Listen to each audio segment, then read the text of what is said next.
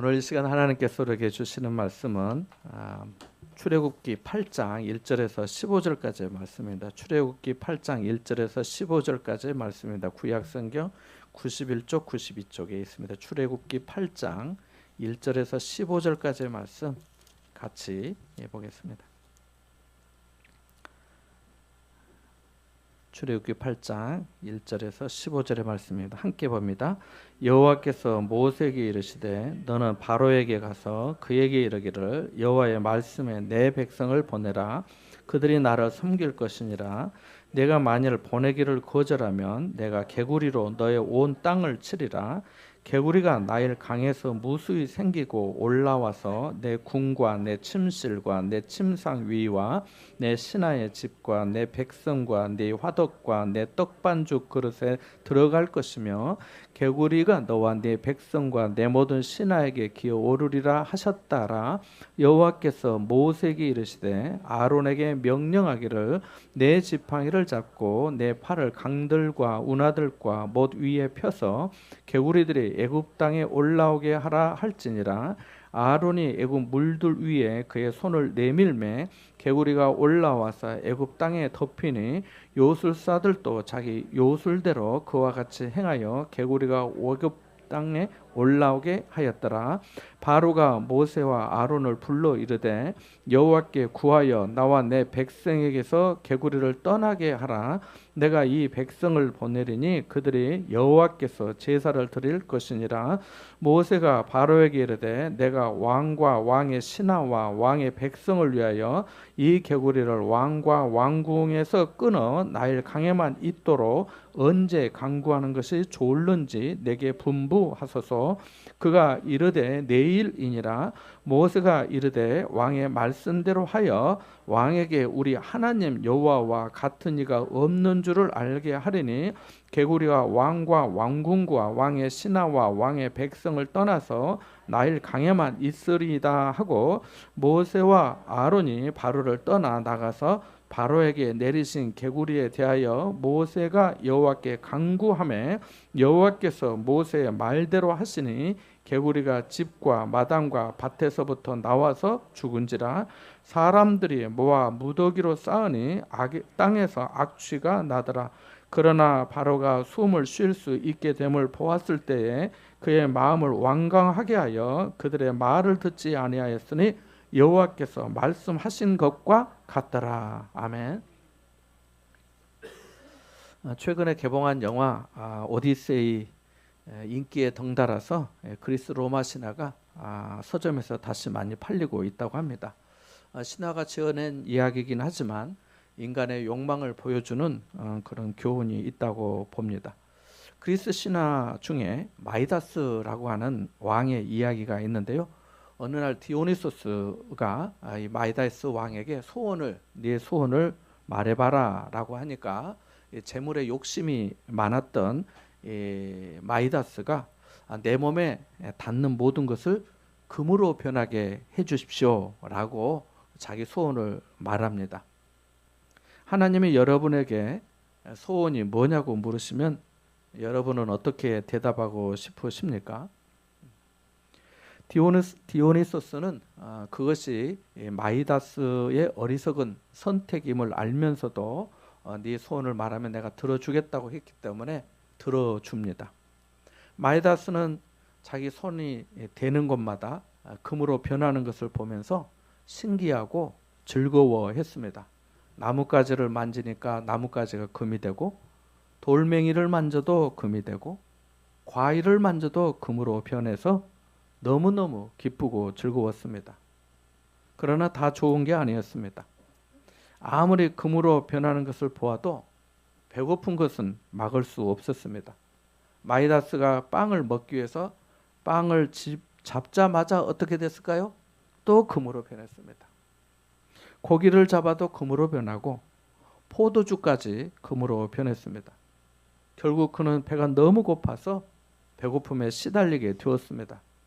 가장 결정적인 비극은 사랑하는 딸이 그런 처지에 있는 자기 아빠를 위로하러 다가왔을 때 딸에게 손을 내미는 순간 딸이 차가운 금동성으로 변해버린 겁니다. 오늘 성경도 이와 비슷한 의미를 좀 담고 있습니다. 지난 주일부터 출애굽기의 10가지 재앙을 배우고 있는데요.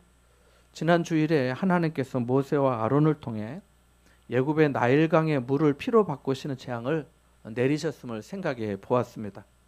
애굽 사람들이 가장 자랑하고 의지했던 그 강의 물이 온통 피로 변해서 고기가 죽어 악취가 났습니다.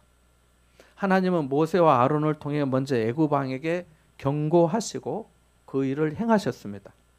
물이 피로 변한 것은 당시 그들 스스로 가장 윤택한 삶을 보장하는 그 나일강의 기적, 그들이 의지했던 나일강의 수호신으로 섬겼던 우상 쿠눔과 하필을 단번에 심판하신 것과 마찬가지였습니다. 물이 피로 변한 것은 애굽 왕에게 대한 심판의 시작이었지만 이스라엘 백성들에게는 구원의 서막이었습니다. 이스라엘 백성들은 하나님이 자신들의 하나님인지 알아야 했습니다. 하나님이 우리의 하나님, 나의 하나님인 것을 알아야 했습니다. 자신들이 누군지 깨달아야 했습니다. 자신들이 진정으로 의지하고 따라야 할 대상이 누구인지 깨달아야만 했습니다. 물이 피로 변한 재앙은 극심한 고통을 가져다 주었습니다. 이스라엘 백성들에게도 예외가 아니었습니다. 성경은 10가지 재앙을 기록하면서 이스라엘 백성들이 거주하던 그 고센 땅을 구별하실 때는 그 내용을 분명히 남겼거든요. 예를 들면 네 번째 재앙 파리 때를 보내실 때에 8장 22절에 보면 그날에 나는 내 백성이 거주하는 고센 땅을 구별하여 그곳에는 파리가 없게 하리니 이로 말미암아 이 땅에서 내가 여호와인 줄을 네가 알게 될 것이다 라고 하셨기 때문입니다. 전에 말씀드린 것처럼 우리도 세상에서 다른 사람들과 같은 환경에서 같은 고난과 역경을 당하며 살아갑니다. 다른 것은 우리 안에 예수의 생명이 있다는 것입니다. 또한 우리가 만나는 고난과 어려움을 통해 하나님의 뜻을 찾으며 소망과 인내 가운데 삶을 살아간다는 겁니다. 가장 중요한 것은 이러한 과정 속에서 내게 오신 하나님, 나와 함께 하신 하나님, 나를 인도하시는 하나님을 알고 우리가 하나님 앞에서 어떤 사람으로 살아야 되는지를 성령께서 알게 해주신다는 거죠. 그래서 믿는 자의 삶을 성령 안에서의 삶 또는 영적인 삶이라고 하는 겁니다. 물이 피로 변해 애굽의 악취가 진동했으니까 그 고통이 얼마나 컸겠습니까? 집안에서 생선 한 마리만 썩어도 냄새가 지독한데 물이 피로 변했으니 여러분도 충분히 상상하실 수 있을 겁니다. 그런데 상황이 이렇게 심각한데도 바로 왕은 크게 개의치 않았습니다. 그의 마음이 완악하였기 때문입니다. 완고했기 때문이에요. 그래서 7장 23절에 보면 바로가 그 일에 관심을 가지지도 아니하였다라고 말하고 있습니다. 무슨 말인가요? 내가 이런 일로 내 마음이 바뀔 것 같냐? 이 정도 불편은 내가 감수할 수 있어. 너희 하나님이 어떻게 하든 내 뜻은 변함이 없어. 백성들이 불편을 겪어도 돼. 이런 뜻 아닌가요? 이 구절이 제가 지난 주간 이 구절을 많이 묵상하게 되었는데요. 나는 하나님 말씀에 관심이 얼마나 있는가? 바로는 이 일에 대해서 그 일에 관심도 가지지 않았다고 7장 24절에 말씀했는데 나는 하나님의 행하신 일에 관심이 있기는 한가? 주님의 일을 위해서 관심을 갖고 있는가? 다른 사람들의 고통과 어려움에 관심을 갖고 있는가? 누가 병원에 입원했다면 전화라도 한 통 해보는가? 여러분은 어떠신가요? 여러분은 하나님의 말씀에 정말 관심이 있으신가요? 하나님이 여러분 자신에게만 특별히 주시는 그 레마의 말씀에 관심이 있으신가요? 하나님의 일에 관심을 갖고 계시고 다른 사람들의 고통과 아픔에 위로하는 관심이 있으신가요? 힘겨운 사람들이 그리스도 안에서 여러분의 관심을 받고 계신지 물어보고 싶습니다. 물이 피로 물든 시간은 고통의 시간이었지만 한편으로는 하나님께 돌아올 기회였습니다. 그런 재앙을 당했는데 7일이면 돌이킬 만하지 않나요? 그런데도 바로 왕은 그렇지 않았습니다. 관심도 없었어요. 하나님은 본래 오래 참으심이 놀랍고 위대하십니다. 우리는 못 참는데 하나님은 참고 또 참고 참고 또 참으십니다. 그리고 기회를 수없이 주십니다. 나를 알라고 하시고 나를 찾으라 하시고 나를 부르라 하시고 나를 만나라고 하십니다. 그러나 영원히 그렇지는 않으십니다. 오라 하실 때 돌이키고 찾으라 하실 때 찾으면 우리를 받아주시고 만나주시고 건져주심을 믿으시길 바랍니다. 그런데 두 번째 재앙을 오늘 본문에 또 내리십니다. 같이 본문 1절에서 4절까지 다시 한번 읽어볼까요? 같이 봅니다. 시작. 여호와께서 모세에게 이르시되 너는 바로에게 가서 그에게 이르기를 여호와의 말씀에 내 백성을 보내라. 그들이 나를 섬길 것이니라. 네가 만일 보내기를 거절하면 내가 개구리로 너의 온 땅을 치리라. 개구리가 나일 강에서 무수히 생기고 올라와서 내 궁과 내 침실과 내 침상 위와 내 신하의 집과 내 백성과 내 화덕과 내 떡반죽 그릇에 들어갈 것이며 개구리가 너와 네 백성과 내 모든 신하에게 기어오르리라 하셨다라. 아멘. 오늘은 기적이 계속되는 것 같습니다. 제가 오늘 하나님 또 교회 오게 해주십시오 기도한 사람을 들어왔네요. 와, 나 진짜 갑자기 막 소름이 돋을라. 진짜예요. 읽은 9절에서 중요한 진실을 우리가 반드시 확인해야 되겠습니다. 이것은 개구리 재앙보다 더욱더 중요한 본질적인 문제입니다. 그게 뭘까요? 그것은 1절이에요. 1절입니다. 여호와의 말씀에 내 백성을 보내라. 그들이 나를 섬길 것이니라 하는 거예요. 밑줄을 그어놓으세요. 여호와의 말씀에 내 백성을 보내라. 그들이 나를 섬길 것이니라. 지난 주간이 광복 81주년이었습니다. 일제강점기 시절 우리 민족은 큰 고통 가운데 있었습니다. 창씨 계명도 있었는데요. 창씨는 뭐 아시기도 하겠지만은 가문의 성 대신 일본식으로 씨를 이렇게 무슨 씨 하잖아요. 만든다는 뜻으로 김씨, 이씨, 박씨 성을 아예 없애는 겁니다. 그게 창씨예요. 창씨란 뜻. 창씨, 성을 바꾸고 이름을 바꾼다. 성부터 바꾸고 그 다음에 이름을 해서 바꾸니까 계명이에요. 창씨 계명. 이름도 일본식으로 바꾸도록 했어요. 그래서 창씨 계명이라 하는 겁니다. 당시 자율이라고 홍보를 했지만 실제로는 강제였습니다. 성을 바꾸지 않으면 학교 입학을 못하고요. 식량 배급을 못 받고요. 취업도 못하도록 했기 때문입니다. 이 외에도 민족을 말살하려는 정책이 많았습니다.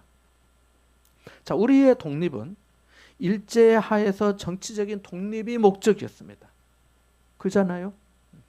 그런데 본문에서 이스라엘 백성의 출애굽은 정치적인 독립이 아니라 하나님을 섬기는 거였어요. 깊이 생각해 드려야 되겠어요. 하나님을 섬기는. 하나님을 예배하기 위한 목적이었어요. 섬기다는 단어를 히브리어로 아바드라고 하는데요. 경배하다, 예배하다, 엎드려 절하다 이런 뜻이거든요.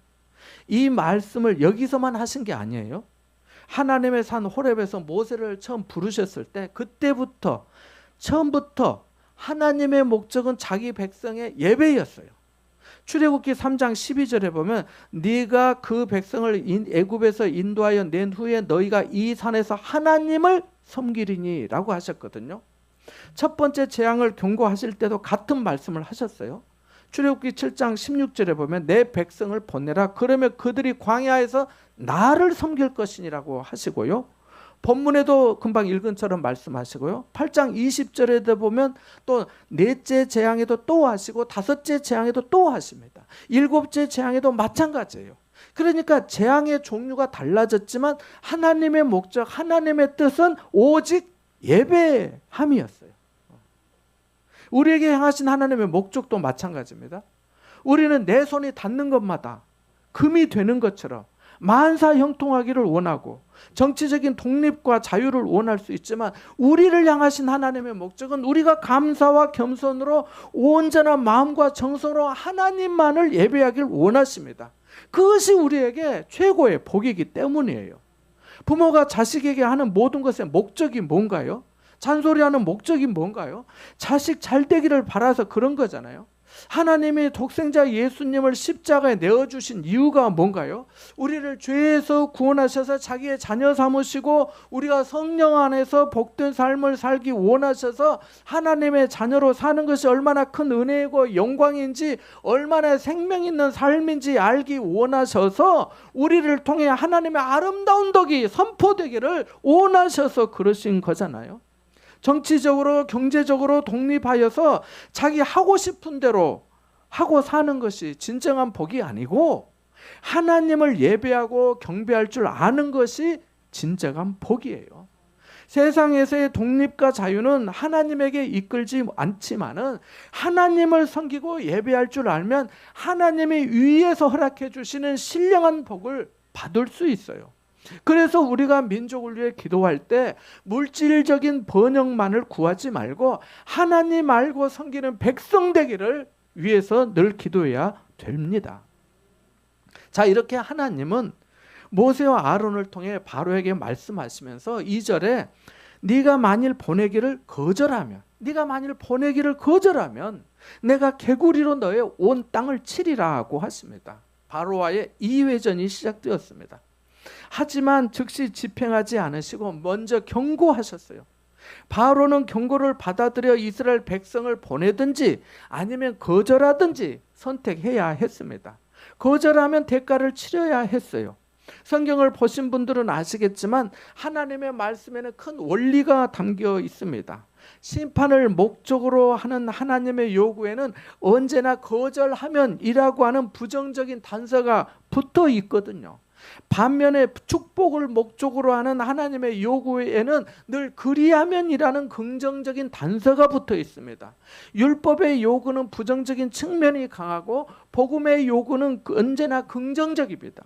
바로에게는 매번 거절하면 이라는 경고의 말씀을 주셨지만 하나님의 백성에게는 그리하면이라는 소망의 말씀을 주셨음을 우리는 기억해야겠습니다. 바로에게는 복종의 요구와 함께 징계와 심판이 계획되었고 이스라엘 백성에게는 순종의 요구와 함께 축복이 계획되었기 때문입니다. 여러분, 그리하면이라는 하나님의 요구 앞에 서본 적이 있으십니까? 뭐뭐 해라 그리하면 하는 이 하나님의 말씀에 서본 적이 있으시냐는 겁니다. 하나님은 복음 안에서 순종하기를 원하십니다. 복을 주시고자 순종을 말씀하시면서 그리하면이라는 단서를 약속으로 주셨어요.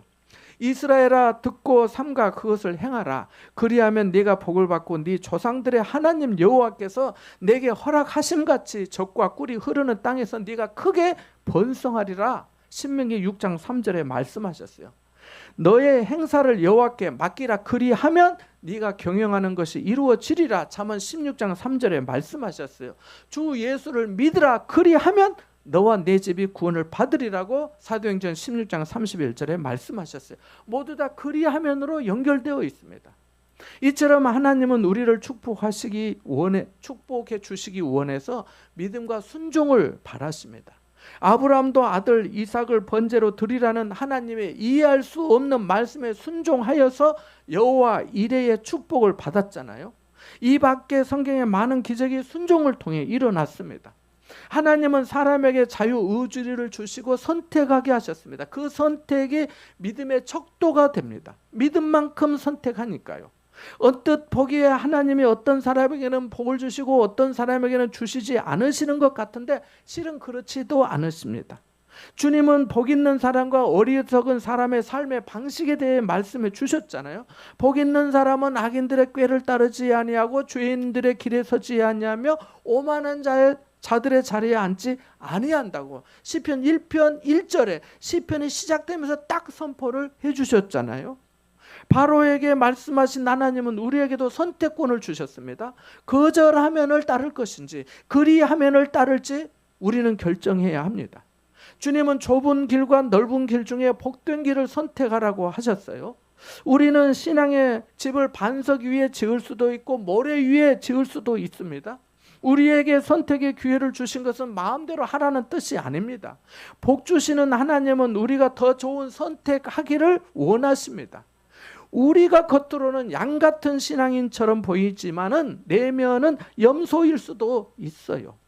하나님이 마치 아무것도 안 하시는 것 같지만 하나님이 가만히 계신 것이 아니라 우리가 돌이키고 영적인 선택을 하기까지 기다리고 계시는 거예요. 집 나간 탕자를 기다리는 그 아버지처럼 말입니다. 아버지 아무것도 안 한 거 아니에요.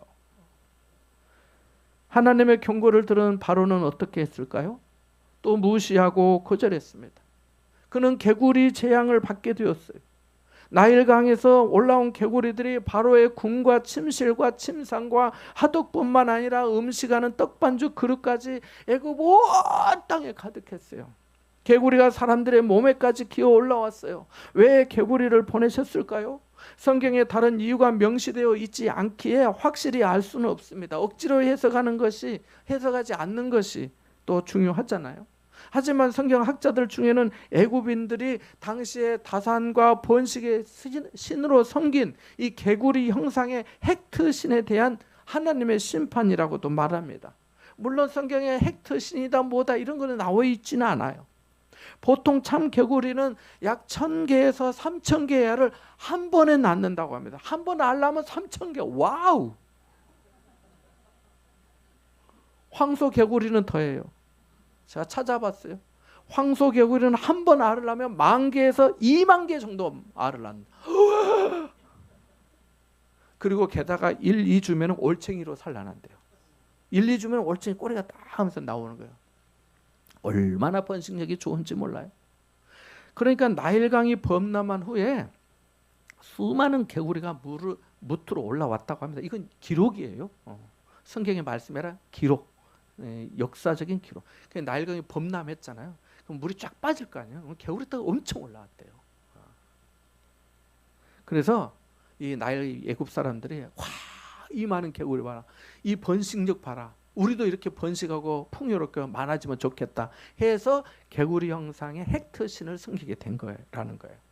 그래서 개구리 그 여신인데 헥트가 개구리는 그래서 함부로 죽여서도 안 되는 동물로 여겨졌고요. 이를 어긴 자는 죽임을 당하기도 했다고 합니다. 이 우상을 하나님이 심판하셨다는 거예요. 개구리는 율법상 부정한 동물로 간주되었고요. 요한계시록 16장 13절에서는 이 개구리가 나오는데 이 개구리를 악하고 더러운 영으로 상징하거든요. 시골에서 자란 분들은 아시겠지만 보통 개구리가 도망하지 않습니다. 건들지만 않으면 그 자리에 있습니다. 또 여름밤에 개골거리는 소리가 얼마나 큰지 몰라요. 뭐 매미 우는 소리는 저리 가랍니다. 낮에도 울지만 저녁엔 더 크게 들립니다. 친구들과 개구리를 잡아서 강아지 풀에 닭꼬치처럼 끼워가지고 개구리 쫙 잡으면 입에서부터 꼬리까지 다 구멍답니다. 그래서 쭉 엮으면은 꽂으면 그게 다 돼요. 닭꼬치처럼 끼워지거든요. 한꺼번에 구워 먹은 적도 제가 여러 번 있습니다. 맛이 고소합니다. 개구리 잡아서 우리도 한번 먹으면 좋을 것 같아요. 그러나 무수한 개구리떼가 강에서 올라오고 그 미끌미끌하고 끈적이는 개구리가 침상과 밥상에까지 올라오고 몸에 뛰어오른다면 살 수 있겠습니까? 하루 종일 고단해서 와서 잠 좀 잘라는데 개구리가 이불 속에서 나도 같이 자 하면서 몸에 닿는다면 어떻겠습니까? 문제는 개구리 자체가 아니에요. 우리가 주목할 것은 누가 개구리를 보내셨냐는 겁니다. 창조주 하나님께서 하셨다는 거예요. 우연으로 생각하면 안 되는 거죠. 사람들 보기에 하찮게 보이지만 하나님이 미물을 쓰셔서 애굽의 지혜와 능력을 무력화하신 겁니다. 칼과 창으로 대항할 수 없는 작전을 펼치셨어요. 개구리로 두려움에 떨게 하셨어요. 사소한 문제 하나도 해결할 수 없는 것이 우리 인생 아닌가요? 그래서 많이 가질수록 많이 배울수록 겸손해지는 것이 지혜자입니다. 자기 힘을 믿고 스스로 이름을 내려다가 무너지는 사람들이 부지기수입니다. 작아 보여도 작은 것이 아닐 수 있고요. 크고 강한 것이 영원히 그러라는 법도 없습니다. 하나님은 겨자씨 하나로 천국을 일구고 마른 뼈로도 위대한 역사를 이루어내시는 분이십니다. 하나님은 대단한 것들로 바로를 굴복시키지 않으셨습니다. 개구리 재앙 뒤에 이어지는 재앙도 마찬가지입니다. 이 파리, 우박, 메뚜기와 같은 그 하찮은 것들이 바로를 공격했어요. 참으로 하나님은 세상의 약한 것들을 택하사 강한 것들을 부끄럽게 하시는 분이신 줄 믿습니다. 기드온의 상백 용사를 보십시오. 32,000명이 아닙니다. 10,000명도 아니었어요. 단 300명으로 메뚜기 떼 같은 미디안 군대를 이기게 하셨어요. 힘으로 능으로가 아닌 오직 여호와의 신으로 말미암은 것입니다. 하나님은 어떤 피조물로도 뜻을 이루어내실 수 있으십니다. 목동 다윗을 세워서 골리앗을 물리치셨습니다. 다윗이 골리앗에 맞설 때 창이나 칼은 필요 없었습니다. 오직 만군의 여호와의 이름으로 충분했습니다. 오늘 본문 7절에 보면 바로는 요술사들을 불러서 나일강에서 개구리를 불러 올리게 했습니다. 그는 자기 신들도 똑같이 재현해낼 수 있다고 생각했어요. 그러나 바로의 요술사들은 개구리를 올라오게 할 수는 있어도 개구리를 없애지는 못했습니다. 문제만 더욱 악화시켰습니다. 사람의 재주는 거기까지입니다. 만일 자기 힘과 재주를 믿고 하나님과 겨루려는 사람이 있다면 어리석다 할 것입니다. 그러다가 개구리 앞에 무너지게 됩니다. 사람의 고정관념은 피조물을 약한 것과 강한 것으로 나누곤 합니다. 그러나 정말 주목해야 할 것은 피조물보다 창조주 하나님이십니다. 즉 어떤 재앙인가 보다 중요한 것은 그 재앙을 누가 보냈는가 하는 것입니다. 사람도 마찬가지입니다. 내 마음에 드느냐 안 드느냐 보다 중요한 것은 그를 보내신 이가 누구인지 인지하는 겁니다. 다윗이 자신을 죽이려는 사울을 함부로 할 수 없었던 것은 그가 하나님이 세우신 왕임을 알았기 때문입니다. 이스라엘 백성이 하나님이 어떤 분이시며 자기가 누구인지를 깨닫기 위해서는 그 10가지라는 그 재앙이라는 그 과정이 필요했어요. 이 과정을 거치고 나서야 비로소 한두 번으로도 안 되고 못 깨달으니까 10가지를 다 지나고 나서 그때야 수업료가 얼마나 많이 들어요. 하나님의 백성, 하나님의 장자라는 것을 스스로 인식할 수 있었기 때문입니다. 결국 바로는 하나님이 보내신 개구리떼 앞에서 한계를 느꼈습니다. 같이 8절 말씀을 읽어보겠습니다. 같이 봅니다. 8절입니다. 시작. 바로가 모세와 아론을 불러 이르되 여호와께 구하여 나와 내 백성에게서 개구리를 떠나게 하라. 내가 이 백성을 보내리니 그들이 여호와께 제사를 드릴 것이니라.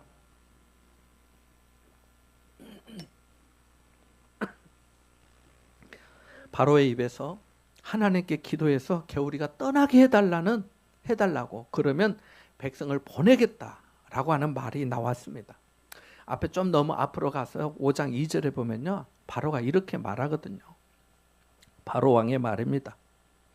이집트의 파라오의 말이에요. 여호와가 누구이기에 내가 그의 목소리를 듣고 이스라엘을 보내겠느냐? 나는 여호와를 알지 못하니 이스라엘을 보내지 아니하리라 라고 합니다. 이렇게 교만하게 말했던 사람의 개구리 재앙에 일단 고개를 숙입니다. 완전히 굴복한 것은 아닙니다. 하지만 세상에서 자신이 최고라 여긴 사람이 하나님의 사람에게 기도를 부탁했다는 것을 우리가 간과해서는 안 될 것입니다. 사실 바로의 말이 우리 말일 수도 있어요. 우리의 불순종이 어쩌면 바로의 고백과 같을 수 있기 때문입니다. 하나님을 제대로 알지 못하니까 보내지 않겠다, 따를 수 없다 라고 한 거니까요. 바로의 요청에 모세가 말합니다. 개구리를 왕과 왕궁에서 끊어 나일강에만 있도록 언제 강구하는 것이 좋을는지 왕께서 분부해 주세요 라고 합니다. 자, 개구리를 왕과 왕궁에서 다 떠나서 나일강에만 있도록 언제 강구하면 기도해 주면 좋을지 말해 주시오 라고 합니다. 근데 그가 바로 왕이 놀라운 대답을 합니다. 10절에 보니까 내일이라고 말합니다. 밑줄을 그어 놓으시기 바랍니다. 내일이라 말합니다. 우리 10절 말씀 한번 읽어볼까요? 10절 말씀 같이 봅니다. 시작. 그가 이르되 내일이니라. 모세가 이르되 왕의 말씀대로 이에 왕에게 우리 하나님 여호와와 같은 이가 없는 줄을 알게 하려니. 바로 왕이 내일이니라. 내일이니라. 지금 개구리로 온통 죽겠다고 아우성에 고통스럽고 역겨워서 난리인데 자기 침실에까지 개구리가 펄짝펄짝 뛰고 있고 얼굴에까지 뛰어오르면서 개골개골 하고 있는데 어떻게 지금 당장 즉시 없애달라 안 하고 내일이라 했을까요? 어떻게 이럴 수 있을까요? 내가 바로왕이라고 생각해봐요. 제가 바로왕입니다. 집에 갔어요. 자기 왕후에게, 왕비에게 여보, 좀 개구리로 너무 고생 많지. 오늘 내가 너무 안 돼서 말을 했어. 좀 떠나게 해달라고. 그러면 내가 보내겠다고 말했거든. 그랬는데 모세가 나보고 그러는 거야. 그럼 언제 이 왕과 왕궁에서 다 떠나서 나일강에만 있도록 할지 분부해 주세요. 말하니까 내가 뭐라고 대답했는 줄 알아? 내일 떠나게 달랬어. 내일 떠나요. 그럼 왕비가 뭐라 할까? 당신 미쳤구만. 지금 내일이 무슨 내일이야. 지금 당장 떠나야지. 그날 저녁에도 개구리 보는 데서 싸움을 하지 않았겠어요? 보복상. 내일이라고 바로가 답한 것은 하나님께 완전히 항복한 것이 아니라 오늘 하루 더 상황을 지켜보겠다는 것입니다. 이것이 우연이라고 여기고 싶은 마음이 아직 있었던 거예요. 기이하긴 하지만은 얼마든지 일어날 수 있는 자연 현상 가운데 하나로 생각하고 싶었던 거죠. 자기가 믿고 싶었던 거. 그렇게 되는 것을 도원한 거죠. 내일까지 시간 여유를 둠으로써 혹시라도 저절로 사라질 여지를 남기고 싶어서인 겁니다. 어떻게 해서라도 하나님의 하시는 일을 부정하고 패묘하려는 거지요. 우리는 어떻습니까?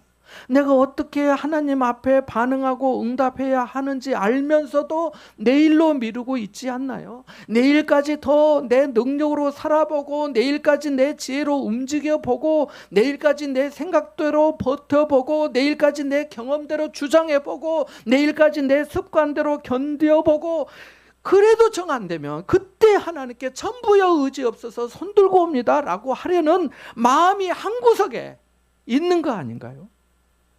왜 내일이냐? 왜 내일?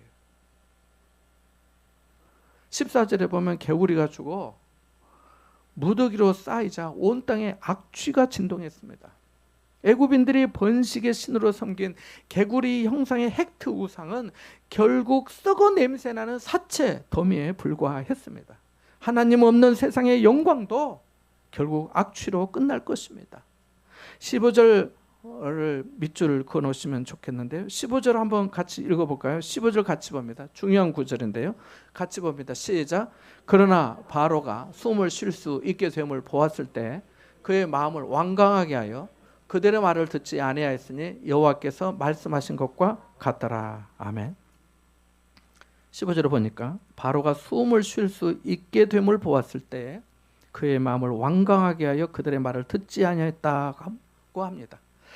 고통의 상황에서는 회개하고 납작 엎드리며 살려달라 했지만은 시련이 지나고 숨통이 트이니까, 여기 숨을 쉴 수 있게 됨을 보았을 때라고 하잖아요. 거기가 중요해요. 숨을 쉴 수 있게 되었을 때. 우리 말로 하면은 무슨 말인가요?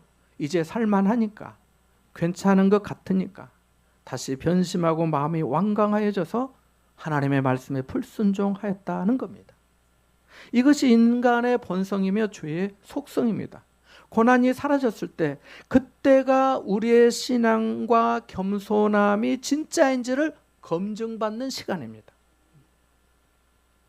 자식에게 어려움이 생겼을 때, 집안에 사고가 나고 우환이 계속될 때, 병원에서 겁나는 이야기를 듣고 다시 진료받게 될 때, 회사나 사업에서 내가 손쓸 방법이 더 이상 없을 때, 하나님의 개입하심이 아니면 이 상황이 바뀌지 않을 것 같아서 불안하고 염려되고 두려울 때, 개구리가 내 침상까지 올라와서 나를 쫓아내고 차지하려고 할 때 얼마나 주님을 찾고 기도를 부탁합니까? 그런데 숨을 쉴 수 있게 되니까 달라진 경우가 얼마나 많습니까? 개구리 재앙을 겪고도 하나님을 부정하고 싶은 바로의 모습은 오늘 우리와 별반 다르지 않습니다. 우리 안에도 여전히 불신앙의 잔뿌리가 있기 때문입니다. 모든 일에서 하나님을 빼고 말하고 싶은 욕구가 우리 안에 있지 않나요? 기도하라, 말씀 보라, 겸손하라, 순종하라, 욕심이 아닌 은혜로 살아가라, 네 대답은 하늘에서 와야 한다 고 말씀하시는 하나님의 음성이 들리지 않나요? 여러분, 10가지 재앙을 통해 우리에게 보여주신 하나님의 마음은 무엇일까요? 나는 너의 하나님이라고 하는 말씀 아닌가요? 우리는 애굽의 바로도 인생을 자기 마음대로 살 수 없었다는 사실을 확인하고 두 손을 들어야 합니다. 그 애굽의 바로 왕도 자기 뜻대로 안 돼요. 안 됐어요. 못했잖아요. 하나님의 말씀은 누구도 거역할 수 없습니다. 또 거절할지 아니면 그리하면에 따를지 선택해야 합니다. 여러분, 은혜 받는 것을, 하나님 앞에 나오는 것을, 말씀 읽고 따르는 것을, 구원받을 기회를 내일로 미루지 마시기 바랍니다. 숨을 쉴 수 있게 되었으면 감사함으로 더욱 겸손히 주님을 섬기시기 바랍니다. 우리 가슴에 너는 내 아들이라고 하시는 주님의 음성을 들으시고 한 주간도 승리하는 여러분 되시기를 주님의 이름으로 축원합니다. 잠시 말씀을 생각하며 기도하겠습니다.